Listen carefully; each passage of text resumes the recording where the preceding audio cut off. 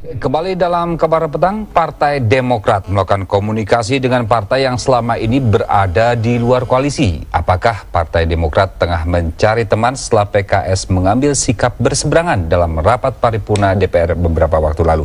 Sebelumnya, kekompakan partai koalisi menjadi sorotan Ketua Dewan Pembina Partai Demokrat Susilo Bambang Yudhoyono dalam pidatonya pada rapat internal partai yang bocor ke media.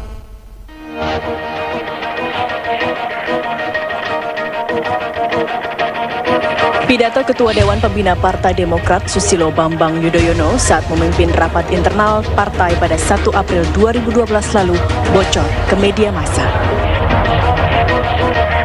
Rapat internal Partai Demokrat digelar sehari pasca rapat paripurna DPR terkait rencana pemerintah menaikkan harga BBM bersubsidi. Dalam pidatonya di hadapan jajaran Dewan Pimpinan Pusat Partai Demokrat, SBY menyoroti sikap partai koalisi. Menurut SBY, dalam pertemuan Ketua Umum Parpol Koalisi di Cikeas beberapa waktu lalu, semua seolah-olah kompak. Padahal, sebagian dari partai koalisi memiliki agenda lain. Ketidakkompakan partai koalisi terlihat dalam pengambilan keputusan rapat paripurna DPR akhir Maret 2012 lalu. Saat itu, Partai Keadilan Sejahtera memilih opsi berbeda dengan mitra koalisi lainnya dengan menolak kenaikan harga BBM bersubsidi. Sementara partai koalisi lainnya memberi kesempatan pemerintah untuk menyesuaikan harga BBM bersubsidi, namun dengan syarat tertentu. Pasca rapat paripurna DPR, masa depan PKS dalam lingkaran partai koalisi menjadi spekulasi. Meski belum ada pernyataan resmi dari Presiden SBY, partai koalisi lain menganggap PKS tidak lagi masuk dalam sekretariat gabungan atau Setgab. Hal ini tampak dari tidak diikutsertakannya dalam pertemuan pimpinan Parpol Setgab. Partai Demokrat juga disebut-sebut mulai melakukan manuver politik di DPR dengan mendekati partai di luar koalisi. Persamaan pandangan dalam pembahasan rancangan undang-undang pemilu yang kini telah disahkan menjadi undang-undang menjadi pintu masuk untuk menjalin komunikasi dengan Partai Gerindra dan Hanura. Dengan lebih intensif, tentu ayo sama-sama. Jangankan kepada partai-partai yang kecil, PDIP aja kami tawari untuk bersama-sama. Tapi kan pilihannya sudah oposisi. Yang penting adalah ketika nanti bersama-sama, marilah bersama-sama dengan semangat kebersamaan. Kan begitu. Dan tidak mesti harus berpikir satu koalisi lagi, enggak. Dengan komunikasi yang positif aja itu udah kemajuan yang luar biasa kan. Akankah manuver Partai Demokrat mengubah peta konstelasi politik di parlemen? Tim TV mengabarkan.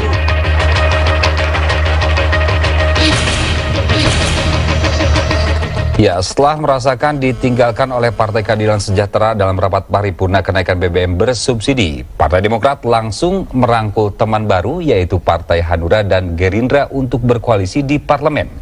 Koalisi baru itu langsung terlihat hasilnya saat sidang paripurna untuk RUU tentang pemilu. Benarkah ajakan Partai Demokrat terhadap Partai Hanura dan Gerindra merupakan cermin ketidakpercayaan Partai Demokrat terhadap Partai Golkar dan PKS? Akankah pos kementerian yang hingga saat ini menjadi jatah PKS akan diberikan kepada Gerindra dan Hanura? Untuk bahasnya kita akan bergabung dengan rekan saya Dwi Anggi yang saat ini berada di studio TV One di Epicentrum Kuningan. Anggi, silakan Anggi. Memang itu yang akan kita bahas pada petang hari ini. Pertanyaan Anda menarik, benarkah ini Demokrat agak khawatir dengan keberadaan Golkar dan PKS yang sudah akan disinyalir menyeberang? Dan kedua, benarkah Demokrat akan memberikan kursi menterinya pertanian nanti ke Gerindra? Kita akan tanya nanti. Saya sudah punya 3 narasumber di sini. Tapi sebelumnya, pemirsa, mungkin Anda juga menyaksikan dalam 2 hari terakhir ini terjadi perdebatan yang sangat sengit dalam pembahasan RUU Pemilu dalam sistem pemilihan kita. Memang ini dibahas dari 2010 dan baru diputus dalam 2 hari terakhir. Nah, ternyata pembahasan RUU Pemilu ini telah membuka atau merubah konstelasi politik nasional kita, di mana tadi Setgab itu ada Demokrat, Golkar, PKS, P3 dan PKB serta PAN. Nah, sekarang ini ada 2 oposan yang ditawari oleh Demokrat, ada Gerindra dan Hanura yang sudah mulai dilirik-lirik pasca retaknya hubungan PKS dengan Demokrat dan juga Setgab koalisi. Nah, kita akan bahas petang hari ini. Sudah ada Ketua DPP Golkar, Pak Priyo Budi Santoso, selamat sore. Selamat petang. Selamat petang, oke. Juga ada anggota Dewan Pembina Partai Demokrat, Pak Sarif Hasan, selamat petang. Selamat. petang, Mbak Agi. Gimana Iya, kabar? dan juga Wakil Ketua Umum Gerindra, Pak Fadlizon. Selamat petang. Saya langsung saja ke Pak Syarif Hasan. Ini sebenarnya apa di Pak Syarif? Tadi pertanyaan rekan saya itu menarik. Kursi menteri akan diberikan ke Gerindra atau tidak? Tapi jangan ke sana dulu. Kita nanya kontrak koalisi seperti apa sih yang ditawarkan kepada Hanura dan Gerindra? Begini Mbak Anggi, Partai Demokrat memiliki suatu prinsip bahwa untuk membangun bangsa ini tidak bisa sendiri. Untuk membangun bangsa ini, Partai Demokrat ingin mengajak semua partai-partai politik, tokoh-tokoh masyarakat untuk memikirkan bangsa ini bersama. Nah, untuk itu koalisi itu ada macam-macam. Kalau kita lihat kenyataannya, koalisi itu ada yang berkoalisi di eksekutif, juga kita harus berkoalisi di parlemen. Nah, yang kedua, ada juga koalisi tidak perlu dalam bentuk tertulis, tetapi memiliki visi bahwa kami akan mendukung proses konstitusi ataupun demokrasi, bahwa kepemimpinan nasional itu dipilih untuk masa waktu 5 tahun. Sehingga mereka memiliki komitmen untuk mendukung siapapun pemerintahannya. Tapi pertanyaannya Pak Syarif, kenapa kemudian tawaran ini muncul setelah hubungan mesra antara Demokrat atau partai koalisi dengan PKS ini mulai retak nih? Apa ini bentuk ketakutan dari Demokrat dengan keluarnya PKS? Artinya ada satu partai yang juga punya bargaining position yang kuat, itu Pak Priyo dengan partainya Golkar. Ini yang cukup kuat ini, dengan keluarnya PKS artinya agak susah mengendalikan Golkar. Jadi takut mulai lirik Hanura dan Gerindra begitu. Yang pertama saya jelaskan itu hanya koaksiden saja, bahwa memang kemarin PKS pernah melanggar Code of Conduct daripada kontrak koalisi, dan memang seharusnya itu implikasinya, implementasinya ada faktor risiko yang harus dijalankan, yang diambil oleh yang melanggar kontrak mestinya. Nah, kami tidak ingin itu hal terjadi lagi. Kami sekali lagi mengajak semua elemen partai untuk bersama-sama membangun. Jadi kami tidak tergantung kepada siapapun. Jelas bahwa ya kalau kita melakukan suatu kontrak koalisi, kita harus firm bahwa kita harus committed terhadap kontrak yang kita tanda tangani bersama. Itu ya, tidak tergantung pada sesuatu ya. Pasti. Nah, sekarang ini kenyataannya Pak Fadlizon, partai Anda diajak untuk bersama-sama mendukung kebijakan pemerintahan SBY Budiono hingga 2014. Apakah ini bentuk ajakan untuk berkoalisi, walaupun kita nyebut ini koalisi parlemen ya di sini ya? Iya, terima kasih. Saya kira itu satu ajakan yang simpatik ya. Karena ingin bekerja sama untuk sesuatu hal yang baik ya. Dan memang ada draft yang disodorkan kepada kami, namun saya kira hal-hal yang diajukan di dalam draft itu sebetulnya sesuatu yang sangat normatif. Apa sih isinya Pak Fadlizon? Isi draft kerjasamanya itu? Kita menginginkan menciptakan demokrasi yang sehat. Saya kira sama-sama gitu, tanpa ada satu tanda tangan apapun, pasti kita akan mendukung demokrasi yang sehat. Kemudian mendukung kebijakan untuk kesejahteraan rakyat dari pemerintahan ini. Kami tentu akan mendukung kebijakan yang pro rakyat, pasti akan kita dukung. Tapi kalau ada kebijakan yang tidak pro kepada rakyat atau kebijakan yang mungkin merugikan kepentingan rakyat, misalnya dalam hal ini menaikkan BBM, ya Partai Gerindra posisinya jelas, kami menolak kenaikan BBM. Nah, itu yang ketiga mengenai untuk mendukung pemerintahan sampai 2014. Saya kira kami kan partai politik, berjuang secara politik. Tentu kita menginginkan pemerintah sekarang juga sukses, karena kesuksesan pemerintah adalah kebaikan bagi rakyat, gitu ya.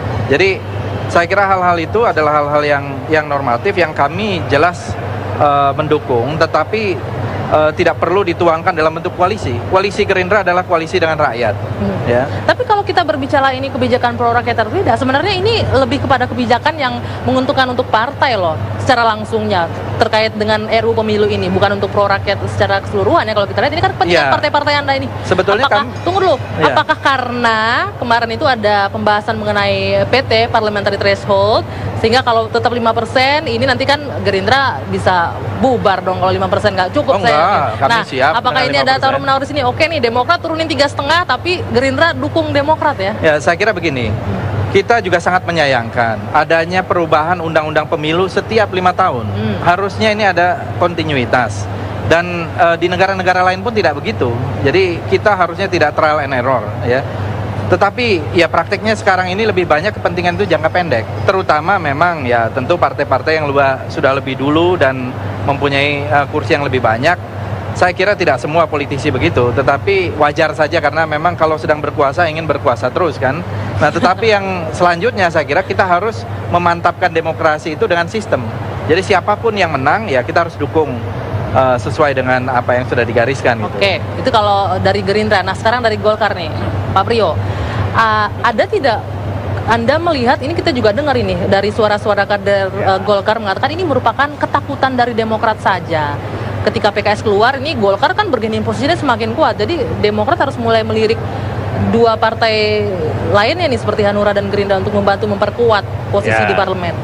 Satu yang harus saya luruskan bahwa posisi Partai Golkar tidak merasa apa-apa mempersilahkan sahabat kami Demokrat untuk merangkul semua kekuatan politik yang ada, seperti halnya juga Golkar melakukan lebih dulu merihal masalah itu. Karena di mata kami Hanura, Gerindra itu juga sahabat kita. Kalau yang di luar PDIP apalagi sudah sering-sering ya, meskipun untuk titik tertentu kadang-kala kita berseberangan, berbeda pendapat. Kalau dengan Demokrat dan lain-lain kita memang sudah taruhlah memaklumkan diri sebagai sekretariat gabungan koalisi, sehingga kalau saya dengan Pak Syarif dan seluruh keluarga besar kami itu naluriah memang sudah disatukan dari sononya, kita desain untuk bersama-sama mengawal pemerintahan Presiden Yudhoyono ini sampai akhir masa pemerintahan beliau. Tunggu, tahan dulu sampai di sana. Oke. Ini kayaknya ada kesan kami lebih dulu, naluriah lebih dari awal. Kesannya ini Gerindra baru sekarang ikutan gitu. Kenapa lebih dulu? Karena memang Golkar kan lahir duluan. Jadi kami memang sudah dari sononya platform Partai Golkar itu adalah ngumpul ke balung pisah, duwe pas seduluran yang banyak, persaudaraan yang besar dan seterusnya, itu jauh lebih bagus ketimbang belum kita menganggap orang yang berbeda pandangan sebagai lawan dan seterusnya. Itu kenapa kemudian ketika silir-silir ya dari jauh kami mendengar, membaca berita bahwa teman-teman Demokrat, Hanura, Gerindra dan lain-lain mengadakan semacam kesepakatan kebersamaan dalam apa saya tidak tahu, itu naluriah kami bisa mengerti dan tidak masalah. Kami menyambut gembira karena hal yang sama juga bisa dilakukan oleh Golkar dan telah dilakukan oleh golongan karya mengenai masalah itu. Oke, nanti kita coba tanya Pak Syarif Hasan, dijelaskan ini pertemuan apa nih? Setgap mengundang dua partai Hanura dan Gerindra, sementara Golkar itu seolah-olah di luar. Padahal ini sudah lebih dulu dari awal bersama Demokrat. Nah, apakah Demokrat di sini juga tidak mempertimbangkan nih anggota Setgap yang lain dengan tiba-tiba saja ujuk-ujuk membawa dua partai oposisi bergabung di koalisi parlemen? Jawabnya nanti bahasannya, kita jeda dulu, usai jeda Kabar Petang kembali untuk Anda.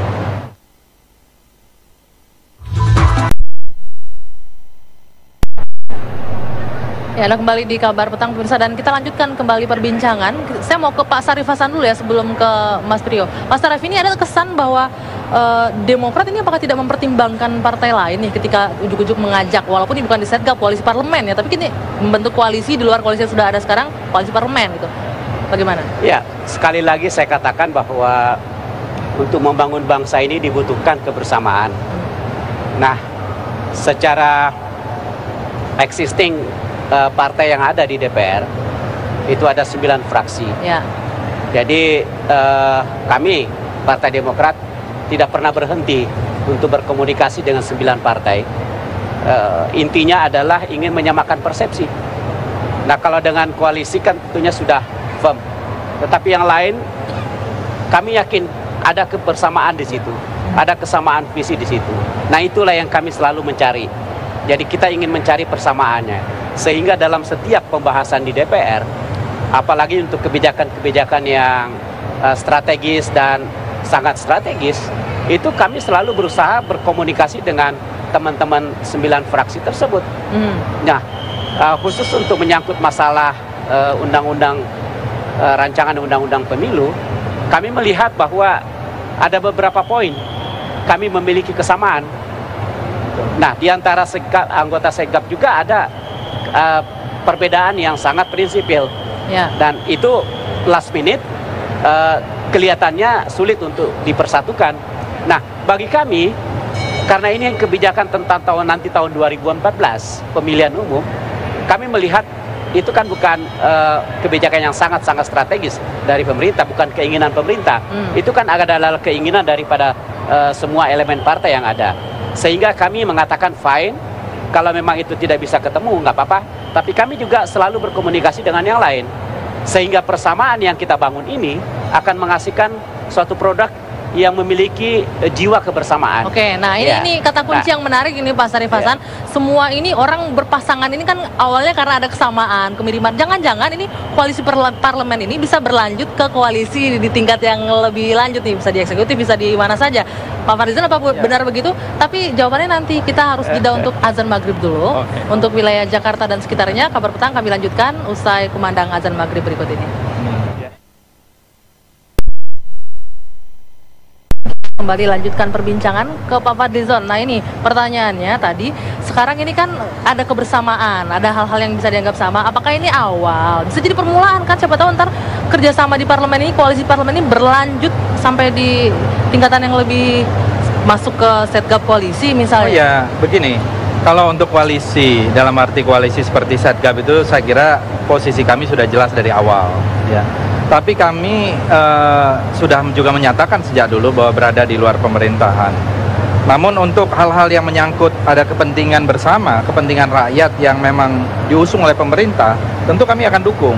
Tapi dalam hal ada perbedaan dalam pandangan, misalnya saja contoh yang masih aktual kemarin kenaikan BBM, ya tentu kami akan bersikap berbeda gitu. Jadi saya kira koalisi yang sudah ada dalam pemerintahan itu adalah pilihan dari pemerintah sendiri, dan itu mungkin ya bukan urusan dari partai-partai lain, tapi partai koalisi. Kami menilai bahwa pemerintahan ini kan juga tidak terlalu lama lagi ya, sampai tahun 2014, kira-kira 2 tahun lagi. Jadi kita berharap ada kesuksesan, keberhasilan dalam menjalankan semua program-program yang ada, dan untuk itu kami ikut mendorong kalau itu berpihak kepada kepentingan rakyat. Tapi kalau tidak berpihak, ya kami akan berbeda. Nah, dalam hal undang-undang pemilu, kami mempunyai sejumlah kesamaan dengan Partai Demokrat, dan untuk itu karena kepentingan yang sama, dan saya kira ingin membangun demokrasi yang baik, memperluas kesempatan bagi partai-partai maupun halayak lain untuk berserikat dan berkumpul, eksis dalam pengambilan keputusan, ya tentu kami bersama-sama. Oke, Mas Priyo, jadi Golkar. Intinya prinsipnya adalah secara prinsip Golkar mengatakan kalau sahabat kami Demokrat ingin merangkul semua kekuatan politik, itu sah, kami persilahkan sepenuhnya. Tidak apa-apa, karena Golkar pun melakukan hal yang sama, bersahabat dengan yang lain-lainnya. Jadi Demokrat tidak perlu minta izin Partai Golkar untuk itu, silahkan, karena memang itu ranah masing-masing. Sebelumnya yang menjadi heboh atau enggak heboh, yang menjadi top itu adalah kalau kemudian ada keputusan teman-teman Gerindra atau Hanura masuk kabinet. Wah, ini bakal top beritanya itu. Top kenapa? Karena Golkar nggak rela kayaknya. Ya, kami pasti akan mengikhlaskan, dan ini akan membuat pemerintahan ini semakin kuat. Kondisi kiamat ibarat pun ya, kita nggak akan tergoyahkan. Tapi kan ini keputusan politik yang sudah tentu akan kita tunggu apakah pada hari-hari berikutnya ke sana. Saya ingin komentari mengenai perkembangan pemilu kemarin. Sejujurnya kami merasa senang dengan hasil kemarin. Di sebuah voting, sebuah opsi kami kalah, tapi kami gembira karena kami telah menyetujui memberikan toleransi yang banyak kepada kekuatan politik manapun, sehingga keluar angka parliamentary threshold 3,5%. Itu desain yang kami setujui. Meskipun kalau ingin kembali ke mimpi Golkar, inginnya kami 5 atau bahkan 7%. Tapi kami ngalah untuk itu. Oke, artinya partai kecil harus berterima kasih ke Golkar karena sudah dikasih PT 3,5%. Tapi hati kecil mereka sudah tentu berterima kasih, saling berterima. Karena kebersamaan penting. Termasuk penentuan tentang suara, dapil dan seterusnya. Hanya faktor kecil yang bernama penghitungan, apakah sistem Webster atau sistem kuota murid di sini kita berbeda. dan sudah di voting, dan siapapun yang menang itu tidak terlampau menyakitkan pihak lain, karena sesungguhnya itu tidak terlampau taruhlah ya, tidak terlampau menyakitkan karena substansial, karena substansi yang utama itu adalah mengenai sistem yang terbuka semua setuju. Baik, itu masalah teknis kemarin yang sudah akhirnya disepakati ya. Ini adalah kemenangan kita bersama. Nah sekarang pertanyaan kembali Pak Sarif, ini mungkin nggak nih tiba-tiba nanti di kabinet mengajak serta akhirnya Gerindra jika kesamaan ini terus berlanjut? Jawabannya nanti Pak Sarif Hasan. Kita jeda kembali, usai jeda kabar petang kembali.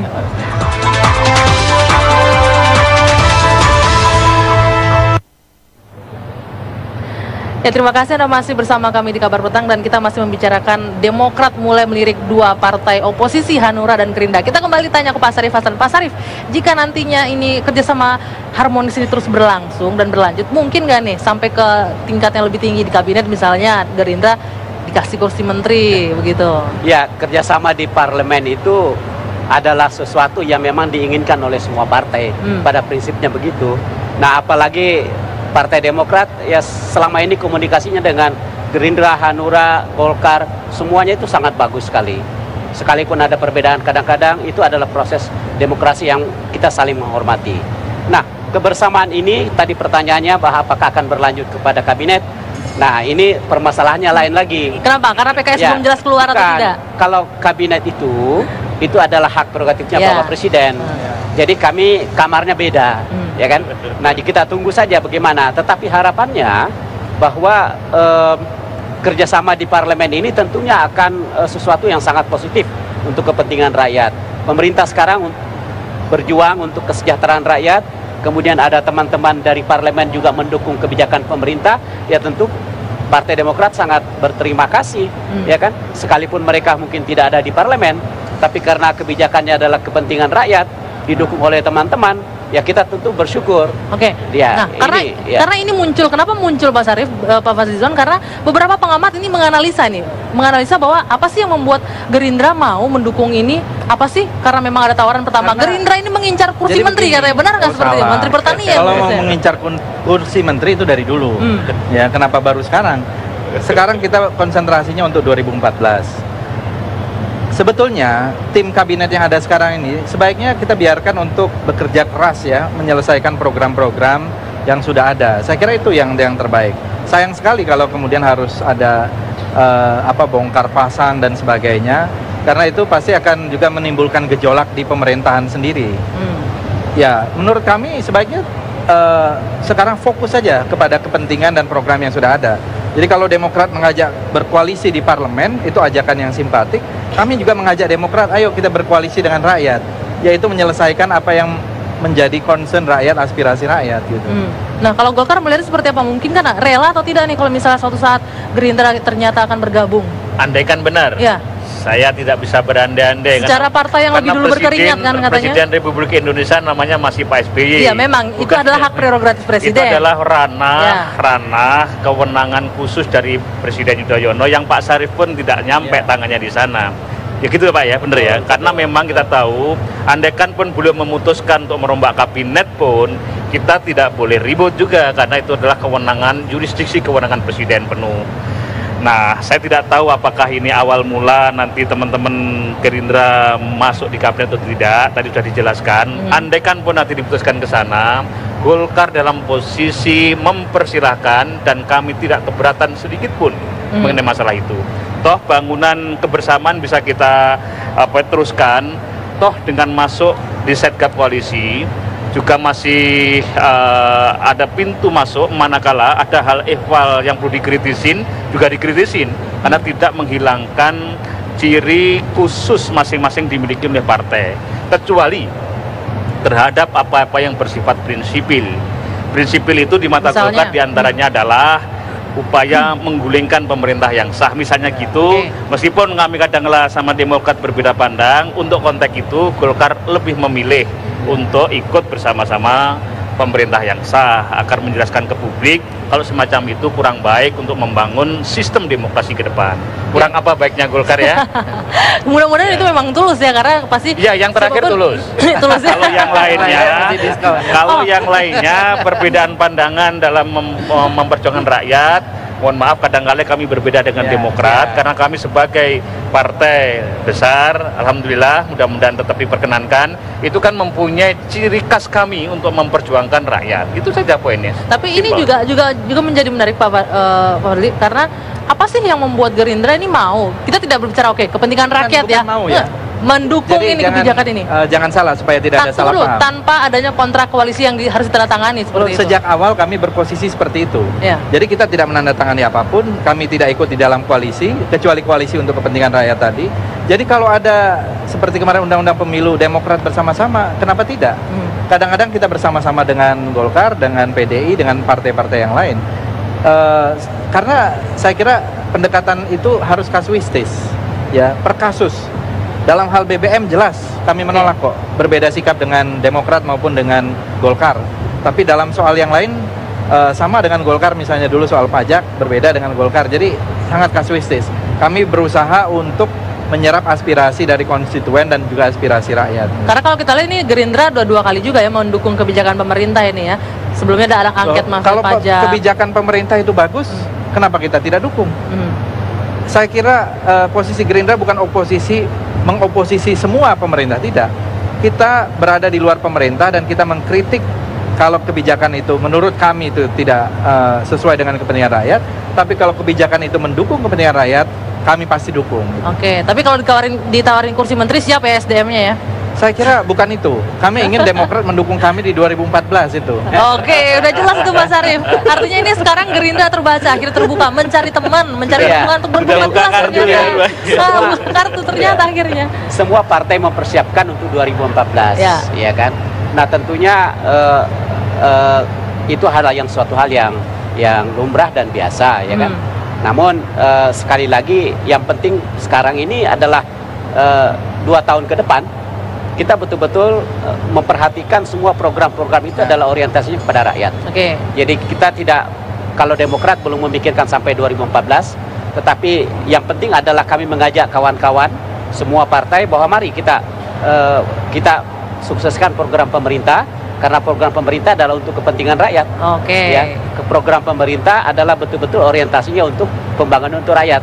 Nah ini yang kami akan sosialisasikan dan terus komunikasi kami dengan teman-teman partai lain akan selalu kami. Baik. Artinya ini pesan Gerindra jangan terlalu jauh, 2014 belum dipikirkan dari sekarang. Banyak sama beliau ini sebagai Menteri Koperasi, kalau bisa sampai 2014 itu semakin hidup koperasi di Indonesia. Baik. Ya kita lihat saja apakah nanti akhirnya koalisi parlemen ini akan berlanjut sampai ke tingkat lebih tinggi. Kita tunggu nanti. Namanya politik semua bisa terjadi kan ya. Oke, baik. Bapak-bapak terima kasih sekali sudah bergabung di Kabar Petang pada malam hari ini. Dan sekarang kita kembalikan ke rekan saya Divi Lukmansyah. Demikian Divi. Ya, baik Anggi, terima kasih.